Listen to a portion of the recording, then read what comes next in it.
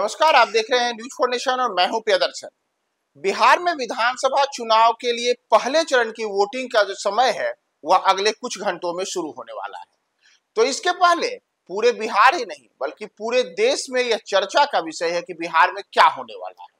और इसी को लेकर के न्यूज फॉर नेशन ने भी जब आज पूरे बिहार में जिन 121 सीटों पर पहले चरण में मतदान होना है उसका आकलन किया है, आंकड़ा निकाला है। और इतना ही नहीं, जो तमाम हमारे रिपोर्टर्स बिहार के तमाम 121 सीटों पर जहां पहले चरण में चुनाव होना है उन सभी जगहों पर हमारी जो ग्राउंड रिपोर्टिंग हुई है उसके आधार पर भी अगर हम देखें कि बिहार में इस बार चुनाव में क्या होने जा रहा है तो आंकड़े आपको काफी उलझाने वाले नजर आएंगे।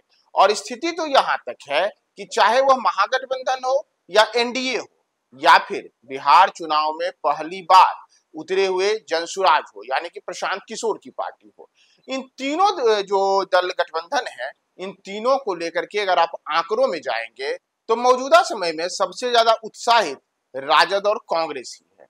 और इसका कारण भी है।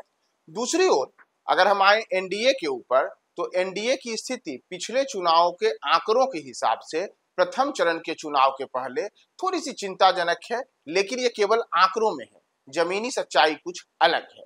और इन तमाम चीजों के बीच प्रशांत किशोर, जिनके जनसुराज के द्वारा पहले बार बिहार विधानसभा चुनाव में बड़े बदलाव को लेकर के अलग अलग किस्म के दावे किए जा रहे हैं, उनको लेकर के जब ही जमीनी सच्चाई कुछ अलग किस्म की है। तो हम जरा सबसे पहले आपको आंकड़ों में बता दें कि इस बार के चुनाव में क्यों राजद और कांग्रेस आंकड़ों में भारी है और क्यों वे ज्यादा उत्साहित हैं। तो दरअसल अगर आप देखेंगे तो 6 नवंबर को जिन 121 सीटों पर मतदान होना है उनमें वैसे तो सभी प्रमुख दलों की प्रतिष्ठा दांव पर लगी है, लेकिन आंकड़ों में आप पिछले 3 विधानसभा चुनावों के नतीजों पर गौर करेंगे तो ये नतीजे बताते हैं कि इस जो यहाँ पे चुनाव में सीधा सीधा मुकाबला रहा है इसमें आरजेडी और बीजेपी के बीच वर्चस्व को सबसे मजबूत करने की लड़ाई रही है। वहीं इन सबसे अलग जनता दल यूनाइटेड का जो प्रदर्शन रहा है वह चुनाव दर चुनाव पिछड़ता रहा है। और वर्ष 2010 के मुकाबले 2020 आते आते जदयू के लिए स्थिति काफी चिंताजनक और चुनौतीपूर्ण रही है। तो इन तमाम चीजों के बीच हम अगर बात करें वर्ष 2020 के बिहार विधानसभा चुनाव में तो अगर जो कल जिन 121 सीटों पर वोटिंग होनी है उसमें वर्ष 2020 में आरजेडी ने कुल 42 सीटों पर जीत हासिल की थी और तब आरजेडी सबसे ज्यादा सीटें इन सीटों पर जीत करके सबसे अधिक सीट जीतने वाली पार्टी बनी थी। यानी कि जिन 121 सीटों पर चुनाव हो रहा है उसमें 42 सीटें अकेले राजद के खाते में गई थी। और इसके अतिरिक्त 32 सीटों पर भारतीय जनता पार्टी के प्रत्याशी चुनाव जीतने में सफल रहे थे। इन सब के अतिरिक्त जदयू के खाते में केवल 23 सीटें गई थी और कांग्रेस केवल 8 सीट जीतने में सफल रही थी। इन सब के अतिरिक्त वाम दलों के द्वारा 11 सीटों पर जीत हासिल हुई थी। तो ऐसे में अगर आप देखेंगे तो जहां राजद और भाजपा ने 74 सीटों पर आमने सामने के मुकाबले में जीत हासिल की तो वहीं अन्य दलों की स्थिति काफी अलग रही। तो ये आंकड़े बताते हैं कि राजद और कांग्रेस उत्साहित है, क्योंकि जहां राजद को 42 सीटें मिली थी इन 121 में तो वहीं 8 सीटें कांग्रेस को और 11 सीटें वाम दलों को मिली थी। अब जरा हम आपको थोड़ा सा और पीछे ले चलते हैं। पिछले 3 चुनावों पर भी अगर हम नजर डालेंगे तो आरजेडी का जो ग्राफ है वह लगातार ऊपर गया है।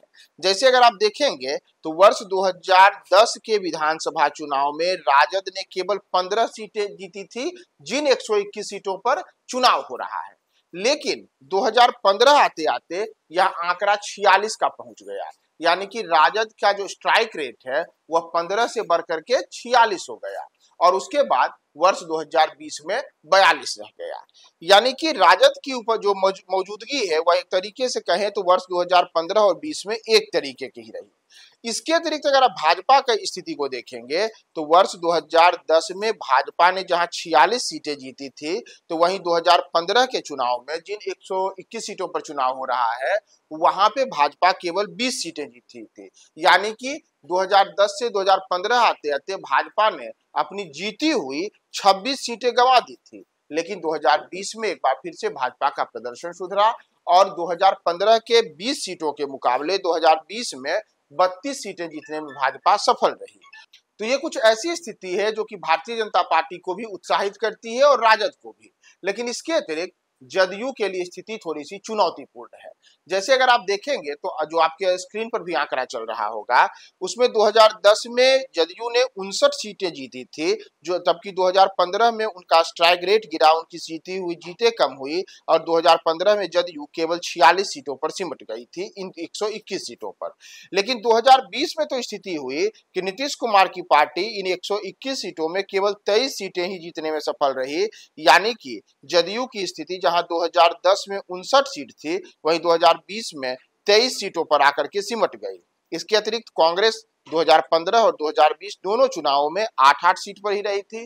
तो इसलिए कांग्रेस को ज्यादा कुछ गंवाने और खोने या पाने के लिए स्थिति नहीं बनी। लेकिन जदयू यानी कि नीतीश कुमार की पार्टी के लिए 2010, 15 और 20 का जो चुनावी सफर है, उसमें आंकड़े के हिसाब से हम गौर करें तो नीतीश कुमार की पार्टी लगातार नीचे की ओर उनका ग्राफ गिरता हुआ रहा है। और यही जदयू के लिए सबसे बड़ी चुनौती इस चुनाव में भी है कि कहीं ऐसा न हो कि इस बार भी अगर यही स्थिति रही तो फिर आंकड़े अलग किस्म की कहानी बयां करेंगे। हालांकि जो तमाम नेता हैं एनडीए के, चाहे वह प्रधानमंत्री नरेंद्र मोदी हों, गृह मंत्री अमित शाह हों, बिहार के मुख्यमंत्री नीतीश कुमार हों या फिर एनडीए में शामिल तमाम अन्य घटक दल हों, उन सब का दावा है कि वर्ष 2020 की जैसी स्थिति इस बार नहीं रहेगी, बल्कि इस बार आंकड़े हमारे पक्ष में आएंगे और जिन 121 सीटों पर पहले चरण में मतदान हो रहा है, वहां पर हम बम्पर जीत हासिल करेंगे और इस बार राजद हो, कांग्रेस हो, वाम दल हो, इन सब का बुरिया बिस्तर समेट देंगे। तो यह तो अब जनता की ओर से तय किया जाना है कि क्या होगा। लेकिन जरा सा आप अगर देखेंगे तो प्रशांत किशोर की पार्टी पर भी आए तो प्रशांत किशोर की पार्टी ने दरअसल इस चुनाव को इस बार दिलचस्प बना दिया है। पीके की ओर से अपना दावा है कि हम बड़ी जीत हासिल कर रहे हैं। आपने कई मौकों पर सुना है कि प्रशांत किशोर ने कहा है कि वह अपने बलबूते इस चुनाव में अपनी सरकार बनाने जा रहे हैं। लेकिन जमीनी स्तर पर हम लोगों ने भी कई क्षेत्रों का दौरा किया। 121 जो विधानसभा की सीटें हैं, तमाम सीटों पर जो हमारे रिपोर्टर्स हैं, उन्होंने जमीनी स्तर पर जाकर के जो जानकारियां जुटाई हैं, उसके अनुसार भी अगर आप देखेंगे तो कई सीटों पर यह जरूर है कि जनसुराज के प्रत्याशियों के द्वारा अलग किस्म की चुनौती वहां के जो परंपरागत राजनीतिक दल रहे हैं, जदयू, भाजपा, कांग्रेस, वाम दल, उन सबको दिया जा रहा है चुनौती। लेकिन अपने बलबूते सीट पर चुनाव में जीत जाए और सरकार बनाने जैसी स्थिति हो जाए, ये थोड़ी सी आप कह सकते हैं अतिशयोक्ति होगी।